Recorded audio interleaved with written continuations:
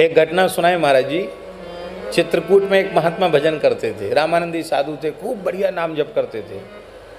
पूज्य पुजारी श्री रामचंद्र दास जी महाराज उनके निकट रह करके, और महाराज जी की कथा हुई। ये बात है सन 1986 की, 86 या 87 होगी, हम भी गए थे।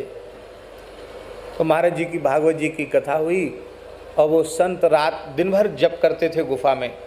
महाराज जी बाहर पौड़े थे तखत पर, और वो आए, आकर के महाराज जी का धीरे धीरे चरण दबाने लगे। महाराज जी संतों को बहुत आदर देते, उठ के बैठ गए।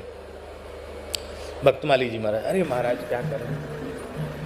बोले महाराज जी वैसे तो हम मौन रहते हैं, समय कम मिलता है, लेकिन एक जिज्ञासा है। बोलिए।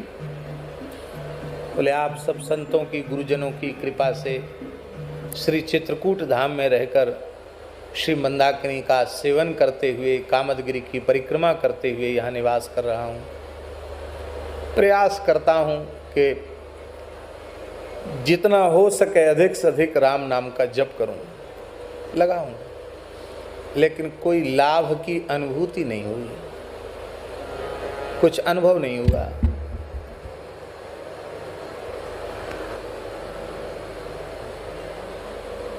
बड़ी पीड़ा होती है। हम बड़े अधम हैं, नामहु पाप न जारो, नाम ने भी हमारे पाप को नहीं जलाया। रोने लगे। हम तो सोचते थे कि महाराज जी को सांत्वना देंगे, समझाएंगे, पर महाराज जी ने तो विचित्र समाधान किया। महाराज जी बोले जिस काम से फायदा न हो, लाभ न मिले, वो काम ही क्यों करना? राम राम कर रहे हो, कोई लाभ हो नहीं रहा है, तो काहे के लिए राम राम करो? छोड़ो, नाम जपना छोड़ दो। महाराज जी ने आज्ञा किया। जैसे ही ये कहा राम नाम जपना छोड़ दो, मेरे आंखों के सामने की घटना है। वे महात्मा ऐसे थर थर कांपने लगे, बहुत जोर का प्रेमावेश उनको हो गया, चीखने लगे, और महाराज जी के चरण जोर से पकड़ के बोले कि ऐसी आज्ञा सरकार न दें, अब प्राण भले ही छूट जाएं, पर राम नाम नहीं छूट सकता।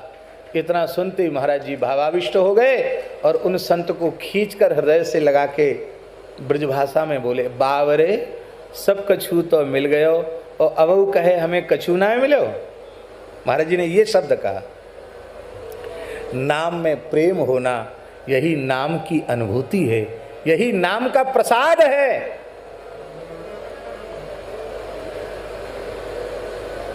यदि ईमानदारी से आप नियम कर रहे हैं तो आप भोजन पानी छोड़ सकते, पर नियम नहीं छोड़ सकते। आप रह पाओगे बिना भजन के, बिना माला फेरे रह पाओगे?